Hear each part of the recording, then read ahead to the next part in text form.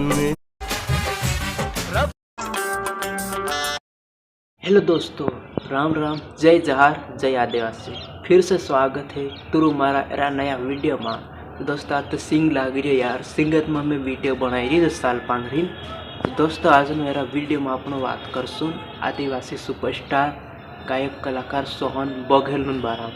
तो तू वीडियो का जे शुरू से लेकर लास्ट तक जरूर देखो। तो दोस्तों सोहन बघेल फाइनल ही सगाई हो गई है। साइड में देखिए ये सोहन बघेल लाड़ी बन गई। तो दोस्तों फाइनली सोहन बघेल सगाई हो गई। सोहन बघेल दुई हाथ से 4 हाथ बनी जा। तो तू साइड में देखिए से ये सोहन बघेल लाड़ी से। तो दोस्तों तो सोहन बघेल हमारी तरफ से और हमारे यूट्यूब की फैमिली तरफ से बहुत बहुत बधाई हो, बहुत बहुत बहुत बहुत कंग्रेचुलेसन।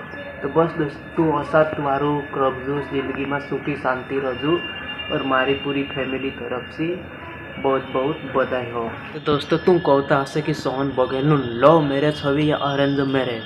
तो दोस्तों Sohan Baghel love marriage successful होगी। फाइनली यू लव मैरिज शादी कर से यानी दोस्तों।